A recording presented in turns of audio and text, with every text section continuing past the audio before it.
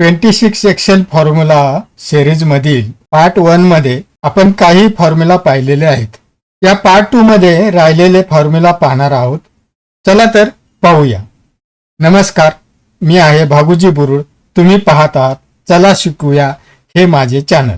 या चॅनलला तुम्ही अजूनही सबस्क्राईब केलेले नसेल तर सबस्क्राईब जरूर करा. चला तर सुरुवात करूया. इथे एक्सेल शीट ओपन केलेला आहे आणि आजचा पहिला फॉर्म्युला आणि या सिरीज मधील 8वा फॉर्म्युला, म्हणजेच आपण पहिल्या पार्ट मध्ये 7 फॉर्म्युला पाहिलेले आहेत आणि हा 8वा फॉर्म्युला आहे सम इफ. हा सम इफ फॉर्म्युलासाठी आपण इथे एक टेबल घेतलेलं आहे ज्यामध्ये एम्प्लॉई कोड आहे, डेसिग्नेशन्स आहेत आणि एम्प्लॉईची सॅलरी आहे. ह्या टेबल मधून आपण 3 डेसिग्नेशन इकडे घेतलेत. रिझल्ट टेबल जे आहे हे रिझल्ट टेबल, याच्यात 3 डेसिग्नेशन घेतलेत. MIS एक्झिक्युटिव्ह, कन्सल्टंट आणि अकाउंट एक्झिक्युटिव्ह. यांची आपल्याला सॅलरी काढायची आहे आणि ती सम इफ फॉर्म्युला वापरून काढायची आहे. आता इथे समजा तुमची ही लिस्ट, एम्प्लॉईची लिस्ट खूप मोठी आहे आणि त्यात अनेक डेसिग्नेशन्स आहेत. तर त्याच्यातून युनिक डेसिग्नेशन काढण्यासाठी आपल्याला काय करावं लागेल, हे सिलेक्ट करा. पूर्ण डेसिग्नेशनचा जो कॉलम आहे तो पूर्ण सिलेक्ट करा, कॉपी केला आणि पेस्ट करा. इकडे पेस्ट झाला. ही सगळी डेसिग्नेशन इथे आलेली आहेत आणि आता आपल्याला डाटा मेनू मध्ये जाऊन रिमूव्ह डुप्लिकेट्स वर क्लिक करायचे. इथे डायलॉग बॉक्स येईल. त्यामध्ये जर असं विचारलं तुम्हाला की करंट सिलेक्शन की एक्सपांड करायचे, तर करंट सिलेक्शन वरच क्लिक करा आणि ओके करा.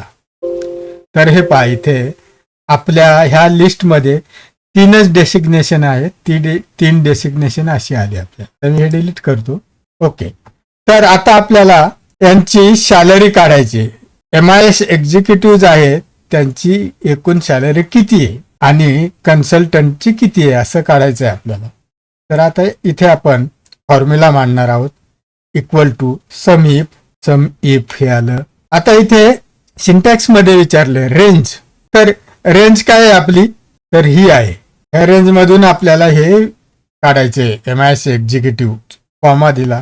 त्याच्यानंतर पुढे विचारले क्रायटेरिया. क्रायटेरिया काय आहे, तर आपल्याला काय काढायचंय, MIS एक्झिक्युटिव्ह. याच्यावर क्लिक केलं, कॉमा दिला. पुढे विचारले सम रेंज.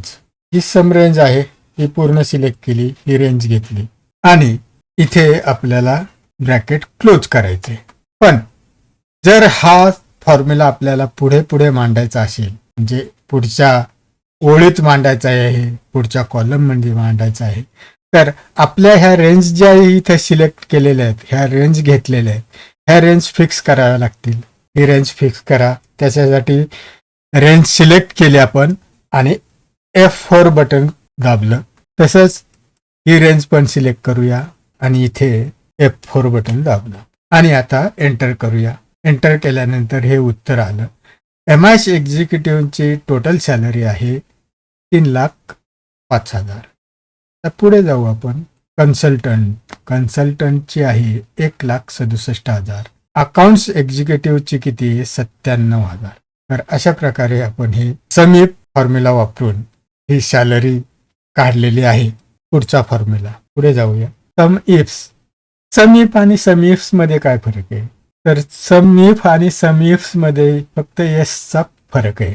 एसचा फरक म्हणजे काय झालं, तर हे अनेक वचनी झालं. म्हणूनच सम इफ्स मध्ये मल्टिपल कंडिशन आपण वापरू शकतो, मल्टिपल क्रायटेरिया देऊ शकतो आणि आपण रिझल्ट मिळवू शकतो.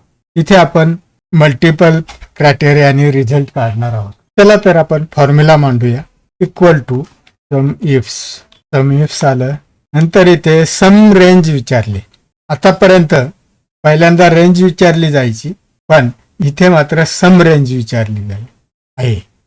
आता ही सम रेंज म्हणजे ही सम आहे, पहा ही रेंज आहे. तर ही रेंज आपण सिलेक्ट केली, कॉमा दिला. त्याच्यानंतर विचारले क्रायटेरिया रेंज 1. रेंज 1चा क्रायटेरिया काय आहे, तर आपली रेंज 1 काय आहे, तर ही रेंज 1 आहे आपली.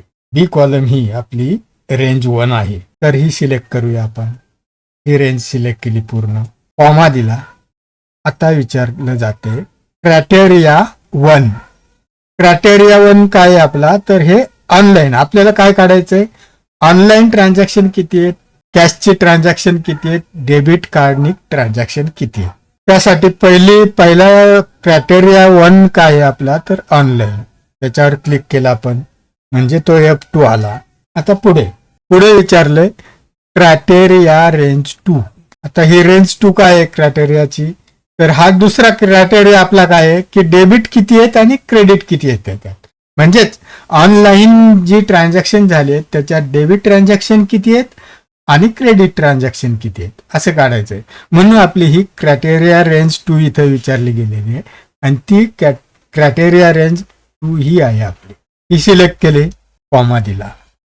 आता विचारलं जाते क्रायटेरिया 2. क्रायटेरिया 2 काय आहे, तर आपल्याला काय काढायचंय क्रायटेरिया रेंज 2 मधून डेबिट किती आहेत आणि क्रेडिट किती आहेत. म्हणून आपल्याला हा क्रायटेरिया द्यायची G1. तर G1 हा क्रायटेरिया दिल्यानंतर इथे आपण आणि एंटर केलं तर हे ऑनलाईन ट्रान्झॅक्शन इथे आले पहा. तर असा हा फॉर्म्युला झालेला आहे.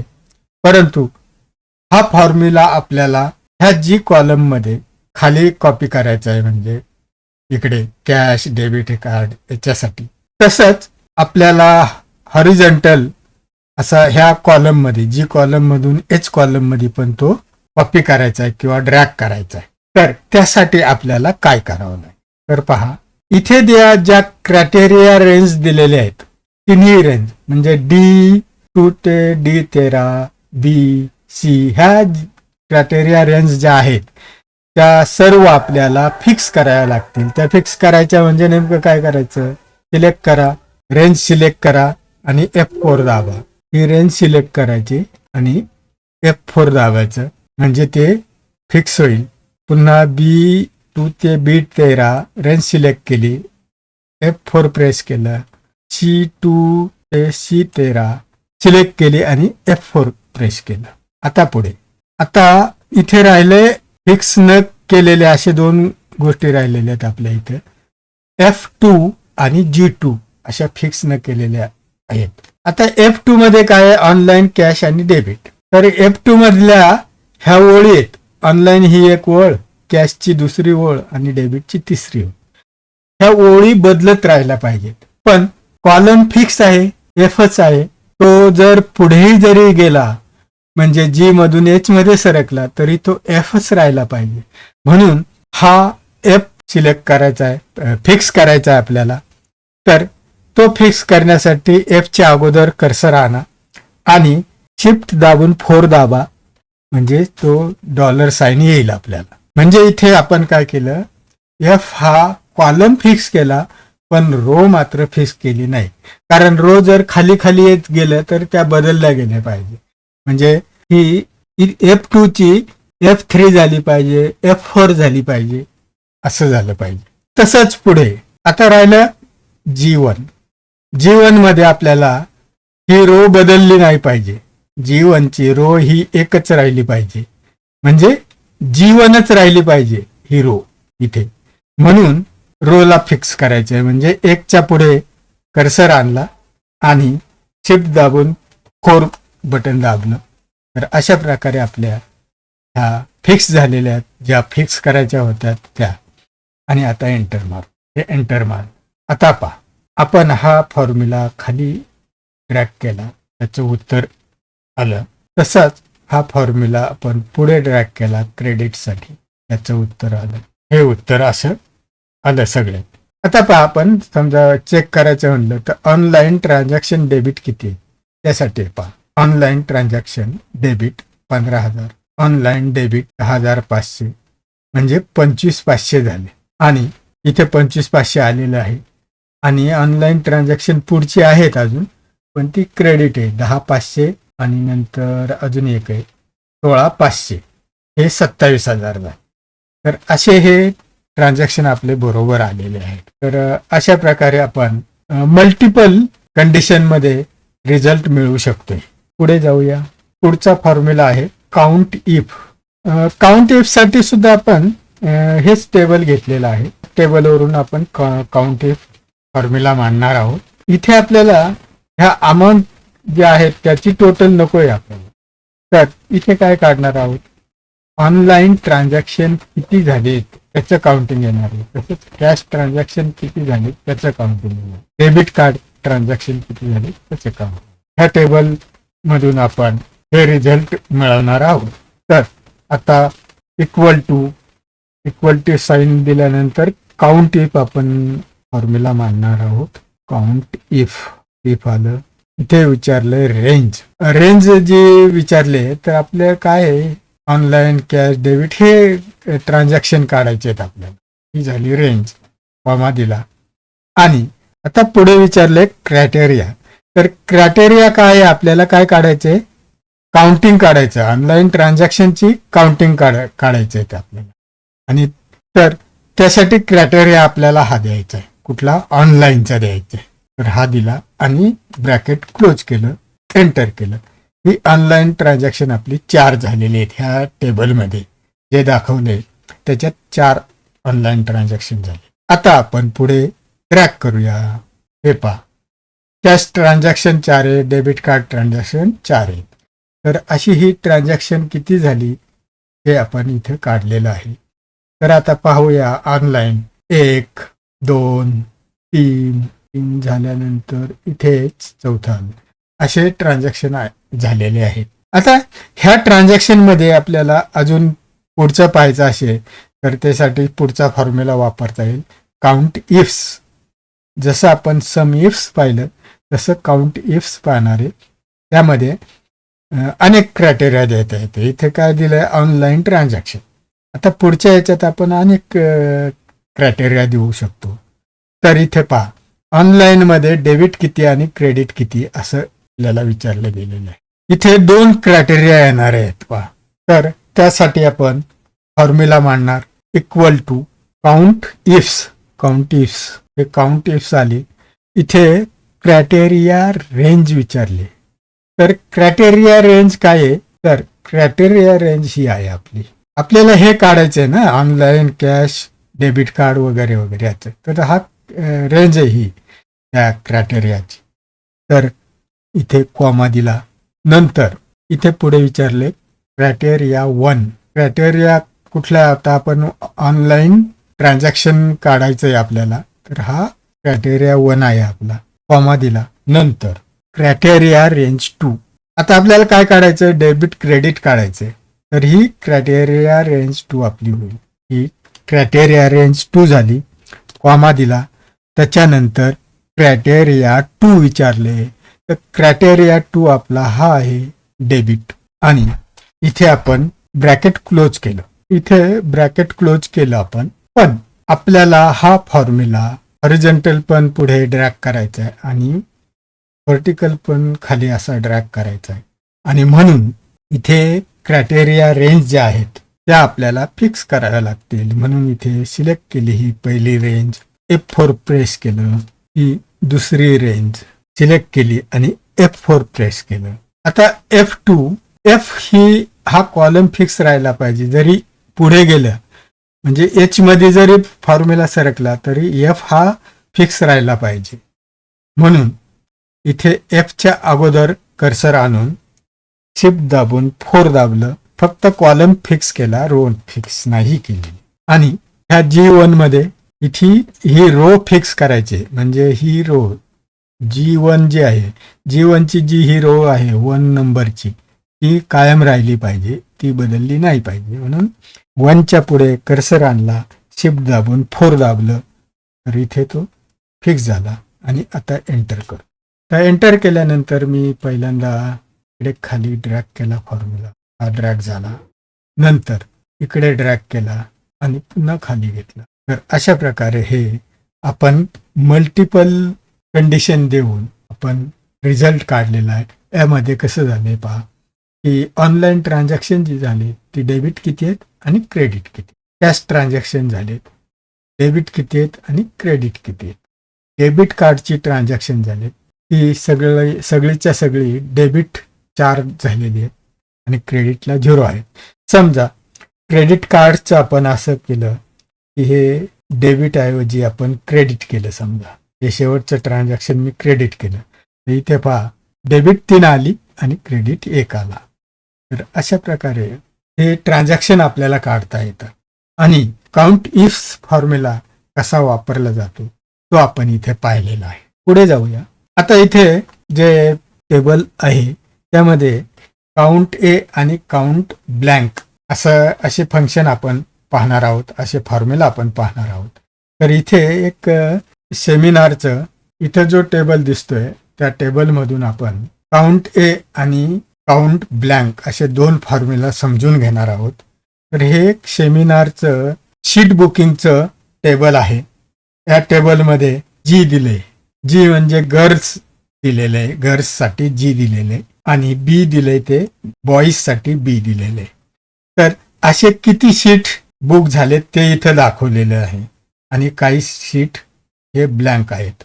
तर ह्या टेबलच्या अनुषंगाने आपण इकडे रिझल्ट काढणार आहोत, इकडे रिझल्ट काढणार आहोत. तर आता आपल्याला समजा हे वेगवेगळ्या कलरमध्ये दिसावे, गर्ल्स आणि बॉईज म्हणजे जी आणि बी हे वेगवेगळ्या कलरमध्ये दिसावे असं वाटत असेल तर आपल्याला तेही करता येईल.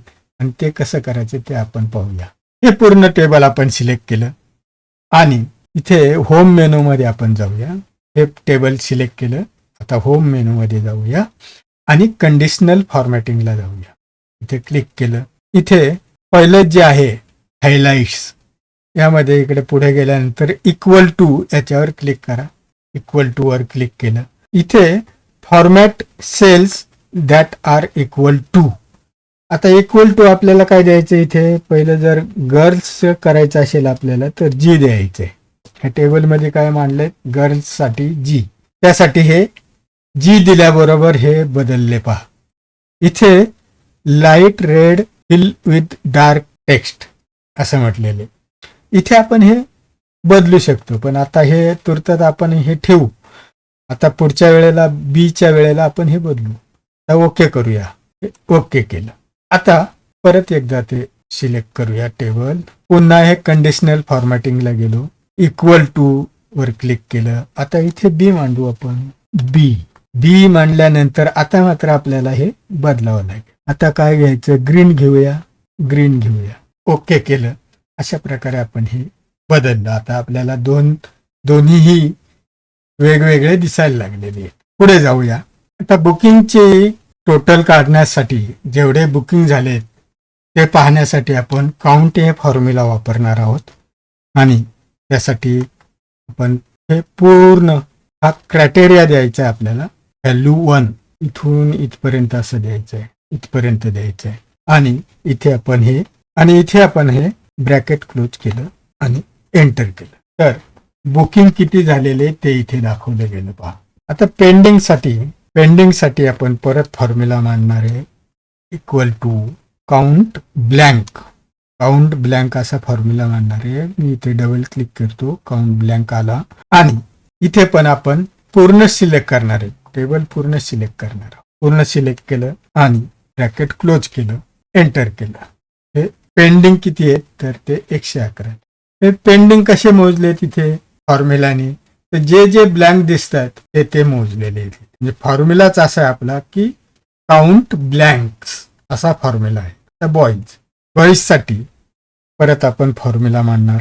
आता इथे मात्र आपण काउंट इफ हा फॉर्म्युला वापरणार आहोत. इथे बॉईज आणि गर्ल असे 2 प्रकार आहेत, 2 वेगवेगळ्या कंडिशन्स आहेत.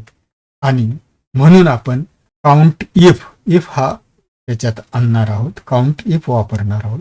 काउंट इफ इथे रेंज विचारले. रेंज परत तीच रेंज देणार आहे आपण. ही रेंज दिली पूर्ण. कॉमा दिला. क्रायटेरिया विचारलेला आहे. आता इथे 2 क्रायटेरिया आहेत ना आपले, तर त्याच्यातला पहिला क्रायटेरिया आपण देऊया बी. बॉईजसाठी आपण काय वापरले टेबलमध्ये बी. आणि इथे ब्रॅकेट क्लोज केलं, एंटर केलं. इथे बी हे अल्फाबेट असल्यामुळे आपल्याला डबल इन्व्हर्टेड कॉमामध्ये मांडावं लागेल. पुन्हा गर्ल्ससाठी आपल्याला असाच फॉर्म्युला मांडायचा आहे. Equal to count if. पूर्ण टेबल सिलेक्ट केलं, ही पूर्ण रेंज आली. कॉमा दिला आणि इथे इन्व्हर्टेड कॉमामध्ये जी मांडला आपण, जी मांडला आणि क्लोज. अशा प्रकारे आपल्याला रिझल्ट काढता आले.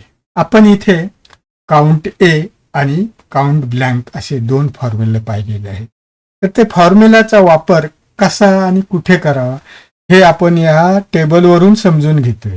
या टेबलमधून काउंट ए आणि काउंट ब्लँक्स हे समजून घेतलेलं आहे.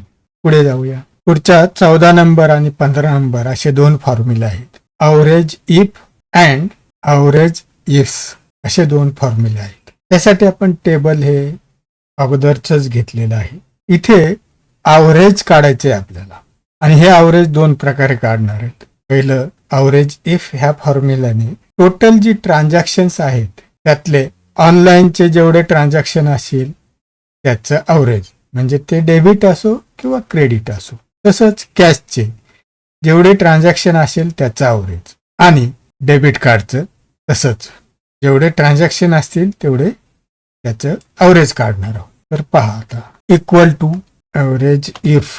अवरेज इफ आलं. इथे रेंज विचारली.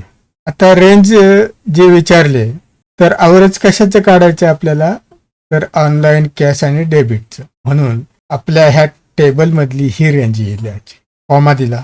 नंतर पुढे विचारले क्रायटेरिया. क्रायटेरिया काय आहे, तर इथे 3 क्रायटेरिया आहेत. तर आपल्याला पहिल्यांदा काय काढायचं आहे, तर ऑनलाईनचं काढायचं. कॉमा दिला. नंतर पुढे अवरेज रेंज. रेंज कशाची काढायची आहे, ते याची रेंज, ही रेंज येणार आहे अमाऊंटची.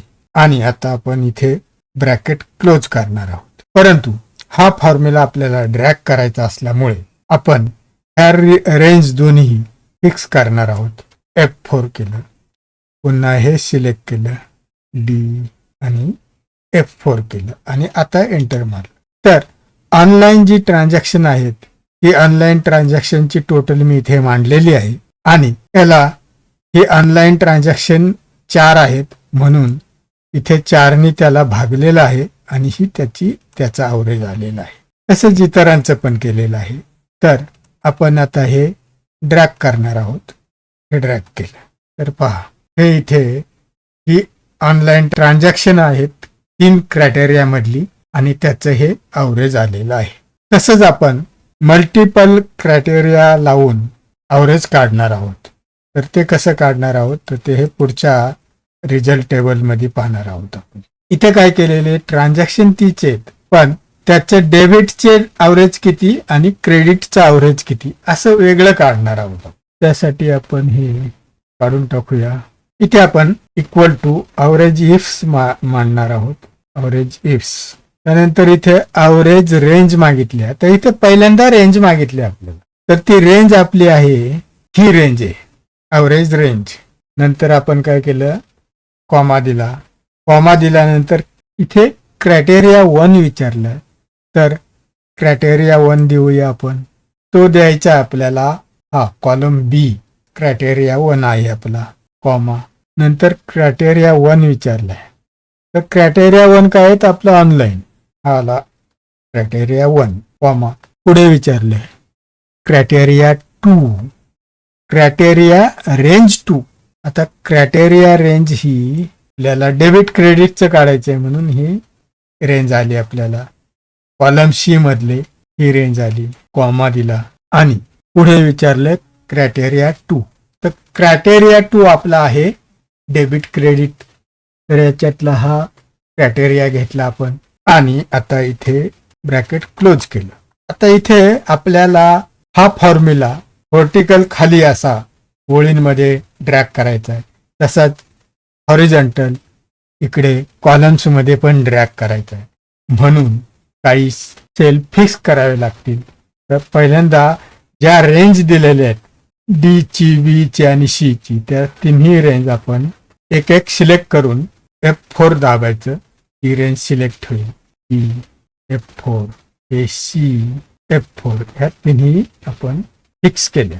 आता आपण अगोदर पण पाहिलेलं आहे त्याप्रमाणे ह्या J2 जे आहे म्हणजे हे ऑनलाईन J2 त्याच्यातला हा जे फिक्स राहायला पाहिजे म्हणून ज्याच्या पुढे कर्सर आणून शिफ्ट दाबून 4 दाबलं तसंच इकडे हे के म्हणजे K1 हा K1च ही ओळ राहिली पाहिजे. इथे कॉलम नाही तर ती K1 ही ओळ कायम राहिली पाहिजे, फिक्स राहिली पाहिजे.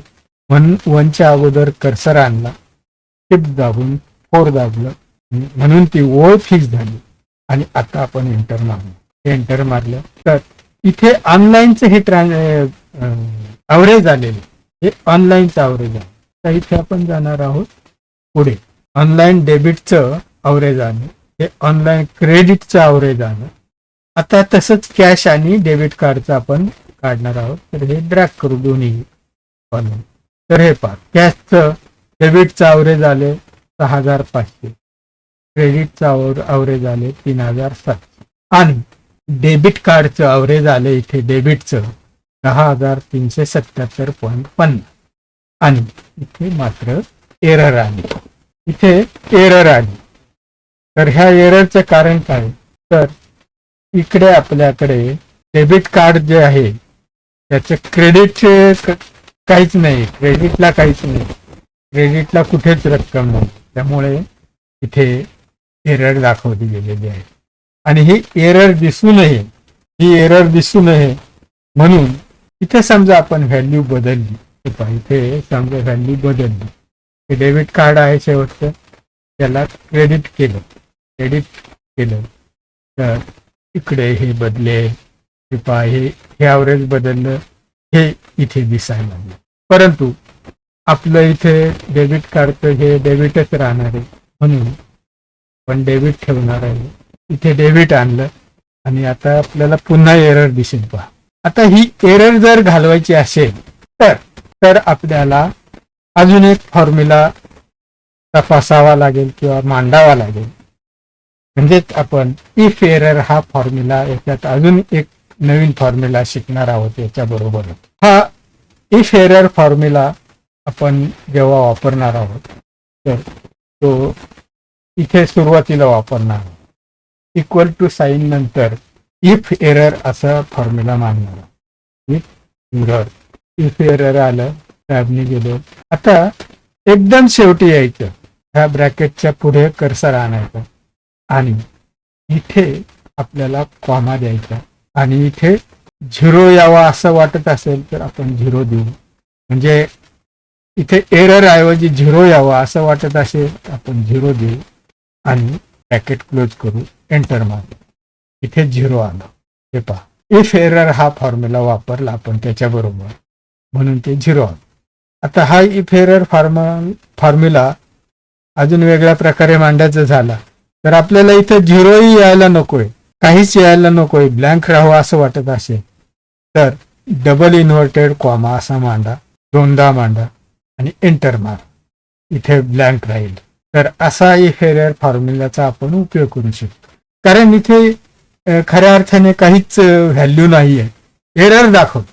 कुठल्याही प्रकारची व्हॅल्यू नसल्यामुळे डेबिट कार्डला क्रेडिटमध्ये कुठल्याही प्रकारची व्हॅल्यू नसल्याने एरर दाखवली. पण ती एरर दिसू नये म्हणून आपण 2 प्रकारे इथे मांडला हा फॉर्म्युला, इफ एरर. तर अशा प्रकारे आपण इथे अवरेज इफ्स याच्याबरोबरच आपण इफ एरर हा फॉर्म्युला पण शिकलो. पुढे जाऊया. इथे सब टोटल हा फॉर्म्युला आहे. आपण इथे पण तोच टेबल घेतलेला आहे आणि इथे आपल्याला सब टोटल करायची. ही सब टोटल कशाची येणार, ऑनलाईनची सब टोटल येईल, कॅशची सब टोटल येईल, डेबिट कार्डची सब टोटल येईल. तर ती कशी आणायची ते आपण पाहणार आहोत. त्यासाठी पहिल्यांदा आपल्याला इथे हा बी कॉलम जो आहे हा इथून सिलेक्ट करा. सिलेक्ट केल्यानंतर डाटा मेनूमध्ये जा आणि इथे ए टू झेड असं सिलेक्ट करा. ए टू झेड वर क्लिक केल्यानंतर जो डायलॉग बॉक्स आलाय त्याच्यात what do you want to do, इथे 2 ऑप्शन्स दिलेली आहेत, एक्सपांड द सिलेक्शन आणि continue with the current selection. आता इथे आपल्याला अजून शिकायला मिळणार आहे. जरी आपण हे सिलेक्ट केलेलं असलं तरी इथे एक्सपांड हे सिलेक्ट होऊन आलेले, आपण तेच ठेवणार आहोत. त्याचं कारण असं की आपण जर हे ऑनलाईन आपल्याला एकत्र आणायचे सगळे, तर त्याचबरोबर त्यांच्या प्रत्येकाच्या ओळीत त्याचे ज्या व्हॅल्यूज आहेत चारही कॉलम मधल्या त्या त्याच्याबरोबर गेल्या पाहिजे. म्हणून आपल्याला एक्सपांड ठेवलं. तर सॉर्टवर क्लिक करूया. सॉर्टवर क्लिक केलं तर हे पाहिजे कॅश हे सगळे इकडे आलेले. त्याच्याबरोबर त्याच्या लाईनीत बरोबर असलेले आजूबाजूला सगळ्या व्हॅल्यू त्याच्या बरोबरच आलेल्या आहे. म्हणून आपण ते एक्सपांड सिलेक्शन ठेवलं. तर ही सब टोटल आपल्याला जी काढायची त्यासाठी आपल्याला हे टेबल पूर्ण सिलेक्ट करावं लागेल. तर हे टेबल पूर्ण आपण असं सिलेक्ट करूया. इथून हेडिंग पासून सिलेक्ट करायचं. पूर्ण सिलेक्ट केलं आणि आता डाटा मेनू मध्ये एकदम शेवटी जा. इथे सब टोटल हे फंक्शन दिसते. त्याच्यावर क्लिक करा. त्याच्यावर क्लिक केल्यानंतर एक डायलॉग बॉक्स आपल्याला दिसतोय पहा. तर पहिलं ऍट इच चेंज इन इथे काय घ्यायचंय एकदा ड्रॉपडाऊन पाहून घ्या. तर ट्रान्झॅक्शन टाईप आपली ट्रान्झॅक्शन टाईप काय हे ट्रान्झॅक्शन टाईप चेंज झाल्यावर लगेच तिथे आपल्याला सब टोटल आली पाहिजे असं म्हणायचंय आपल्याला. तर इथे आपण म्हणणार ट्रान्झॅक्शन टाईप यूज फंक्शन इथे दाखवले सम पण इथे अनेक फंक्शन्स आहेत पहा. सम आहे, काउंट आहे, अवरेज आहे, मॅक्झिमम, मिनिमम, प्रोडक्ट, अजून भरपूर सम फंक्शन्स आहेत. तर अशा प्रकारची फंक्शन्स आहेत. तर आपल्याला जी टोटल घ्यायची ती काय घ्यायची म्हणजे काय करायचे तर सम घ्यायची. म्हणून आपण सम हेच ठेवणार. ऍड सब टोटल टू सब टोटल कुठल्या कॉलमच्या खाली मांडायचे तर ती आपण सब टोटल कशाची येणार आहे अमाऊंटची येणार आहे. ते अमाऊंटच्या खालीची यावी म्हणून इथे अमाऊंट घेतली. हे अमाऊंट असंच ठेवणार आहे. आणि आता इथे आपल्याकडे सध्या कुठली सब टोटल नाहीये पण आपण समरी बिलो डाटा असं मांडणार आहोत आणि ओके करणार आहोत.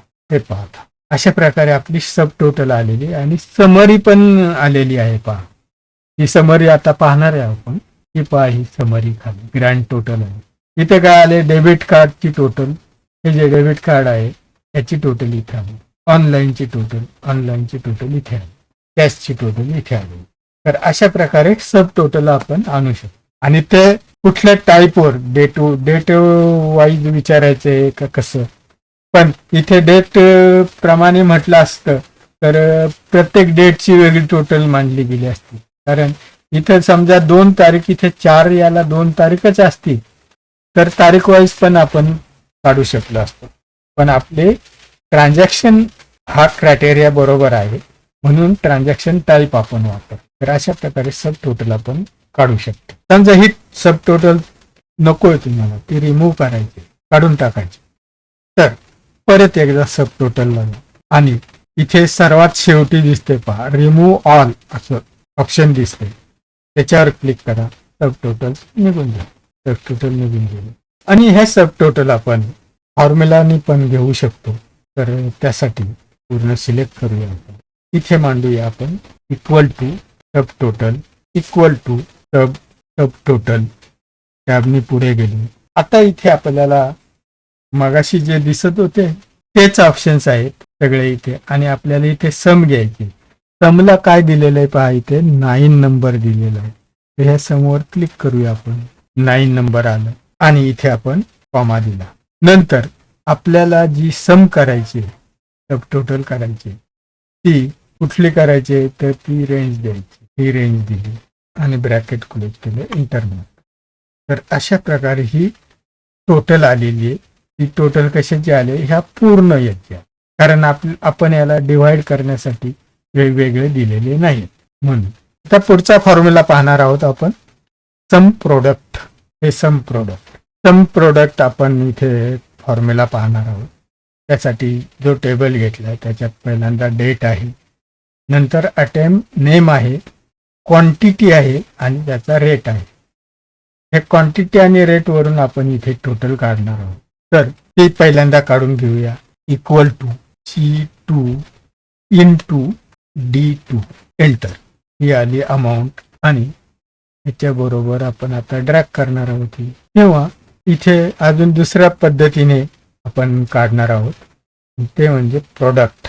इक्वल टू प्रोडक्ट हे फंक्शन वापरणार आहे आणि त्याला जी रेंज द्यायची ती अशी पूर्ण रेंज देणार आपण आणि ब्रॅकेट क्लोज केलं एंटर मारलं.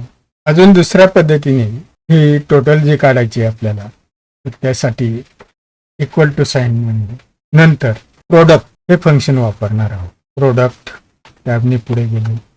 नंतर इथे आपण ही रेंजच घेतली, ब्रॅकेट क्लोज केलं आणि एंटर केलं. तर ह्या दुसऱ्या पद्धतीने पण ते उत्तर आपलं आलेलं आहे. आणि हे आता आपण ड्रॅग केलं. तर ह्या दोन पद्धतीने असं काढलं. आता याची जर टोटल घ्यायची असेल तर आपण काय करणार, इथे सम फॉर्म्युला वापरणार. ॲटो सम याच्यावर क्लिक करूया. इथे टोटल आली. तर ही अशा प्रकारे आली. किंवा आपण आपला रेग्युलर फॉर्म्युला वापरू इथे तसाच, इक्वल टू सम एंटर. ह्या दोन्ही पद्धतीने आपली टोटल आलेली आहे. पण आपल्याला जे वापरायचा आहे तो सम प्रोडक्ट हा फॉर्म्युला वापरायचा टोटल घेण्यासाठी, आहे की नाही. तर आपण इथे मांडूया sum product equal to sum product. इथे विचारलं ॲरे 1. ॲरे 1ला काय द्यायचं आपल्याला, तर हे द्यायचे सी. या टेबल मधला C2 ते C13 आपण सिलेक्ट केलं, कॉमा दिला. नंतर ॲरे 2 म्हटलेले. ॲरे 2ला काय देणार आहे आपण, रेट देणार आहे. तर हा D2 ते D13 असं सिलेक्ट करणार आहे, कॉमा दिला. नाही, इथे कॉमा द्यायचं नाही, आपण आता इथे ब्रॅकेट क्लोज करणार आहोत. ते ब्रॅकेट क्लोज केले आणि एंटर मार. तर पहा सम प्रोडक्ट ही इथे तेवढीच आलेली आहे. ती यायलाच पाहिजे, पण ही ह्या पद्धतीने पण सम प्रोडक्ट आलेले आहे. आता इथे काय झालं पहा, इथे आपण याचा गुणाकार केला आणि प्रत्येक आयटम वाईज इथे टोटल मांडली. तसंच इथं प्रॉडक्टच्या बाबतीत क्वांटिटी आणि रेटचा गुणाकार करून आयटम वाईज टोटल मांडली आणि त्या आयटमची पुन्हा शेवटी एक टोटल घेतली. पण इथे सम प्रोडक्टनी हे दोन्ही न वापरता direct final summary sum total grand total आणली इथे. तर हे असा हा सम प्रोडक्ट फॉर्म्युला काम करतो. आता पुढचा इफ फॉर्म्युला आहे खरं. त्याच्यात if formula, if and, if or, nested if वगैरे वगैरे असे फॉर्म्युला आहे. परंतु आपण आताच काही दिवसांपूर्वी इफ फॉर्म्युलाचा स्वतंत्र व्हिडिओ बनवलेला आहे. त्यामुळे मी आता इथे इफ फॉर्म्युला समाविष्ट करणार नाही याच्यात. आपण पुढे जाणार आहोत. आता पुढचा फॉर्म्युला आहे लेफ्ट, मिड, राईट आणि फाइंड. असे 4 फॉर्म्युले आहेत इथे. लेफ्ट, मिड, राईट आणि फाइंड. इथे आपण टेबल घेतलेला आहे पहा, city and pincode. Mumbai space आली, नंतर डॅश आलाय आणि नंतर पिनकोड आलेला असं मांडले गेलेले. तर आपल्याला इथे लेफ्ट, राईट आणि मिड असे 3 फॉर्म्युले वापरायचे आहेत. ह्या टेबलमधून जो डाटा आपल्याला काढायचा आहे त्याच्यासाठी हे 3 फॉर्म्युले वापरायचे. तर is equal to left, number काय विचारले, तर कुठला सेल आहे हा, तर आपल्याला हा सेल घ्यायचा आहे, एक कॉलम मधला हा सेल घ्यायचा आहे, कॉमा दिला. नंतर नंबर कॅरेक्टर्स. तर इथे आपल्याला कुठले वापरायचे आहेत कॅरेक्टर्स, तर इकडचे. इकडे कॅरेक्टर किती आहेत, 1 2 3 4 5 आणि 6. तर 6 कॅरेक्टर आहेत म्हणून नंबर 6 आपण वापरणार आहोत. आणि इथे एंटर करतो. इथे मुंबई पूर्ण आलं पहा आपल्याला. हे ड्रॅग करूया, हे मुंबई पूर्ण खाली वेगळं होऊन आलं आपल्याला. आता राईटचा फॉर्म्युला इक्वल टू राईट. इथे विचारले टेक्स्ट कुठे आपलं, हे इथे A2. नंतर नंबर कॅरेक्टर्स. तर आता राईटचा फॉर्म्युला, राईटचे कॅरेक्टर घ्यायचे 1 2 3 4 5 6. आपल्याला हा डॅश घ्यायचा नाहीये, तर इथे पण 6 आले कॅरेक्टर. ब्रॅकेट क्लोज केलं आणि एंटर केलं, असं हे आलेलं आहे. आता आपण हा ड्रॅग करूया, हे सगळे इथे आलेले आहे. आता मिड फॉर्म्युला जो वापरायचा आपल्याला, त्याच्यासाठी इक्वल टू साइन द्यायचं आणि मिड फॉर्म्युला वापरायचा आहे. आता इथे टेक्स्ट विचारले त्यांनी आणि त्याच्या टेक्स्ट कुठले, तर आपले हे टेक्स्ट हेच आहे. नंतर स्टार्ट नंबर. या टेक्स्ट मधला स्टार्ट नंबर कुठून तुम्हाला पाहिजे, तर आपण असं करूया की मुंबईमधल्या BAI हे 3 अक्षर फक्त घेऊया इकडे. म्हणजेच आपला स्टार्ट नंबर काय झाला, M हा 1, 2, 3 आणि 4. आपला स्टार्ट नंबर झाला 4. आणि पुढे विचारले नंबर ऑफ कॅरेक्टर किती आहेत, आपल्याला जी पाहिजे ती कॅरेक्टर किती आहेत. तर BAI अशी 3 कॅरेक्टर पाहिजे. म्हणून आता इथे कॉमा दिला आणि 3 मांडलं, ब्रॅकेट क्लोज केलं, एंटर केलं. तर हे BAI आलं आपलं. इथे तुम्ही BAI पुन्हा स्पेस आहे आणि डॅश पण आहे. तर मग नंबर ऑफ कॅरेक्टर इथे 5 घेतले असतील तर तसं आलं असतं. आपण करून पाहूया का. इथे नंबर ऑफ कॅरेक्टर आपण 5 घेऊया. 5 घेतल्यानंतर एंटर मारलं तर हे पहा BAI डॅश आणि स्पेस आणि डॅश असं आलेले आहे. तर असं येऊ शकतं. तर अशा प्रकारे आपण हा लेफ्ट राईट आणि मिड फॉर्म्युला पाहिलेला आहे. लेफ्ट राईट अँड मिड असे हे शेवटचे 3 फॉर्म्युले पाहिल्यानंतर आपण पार्ट 2 इथेच थांबवणार आहोत. 26 इम्पॉर्टंट एक्सेल फॉर्म्युलासच्या सिरीजमध्ये पुन्हा भेटूया पार्ट 3 मध्ये. धन्यवाद.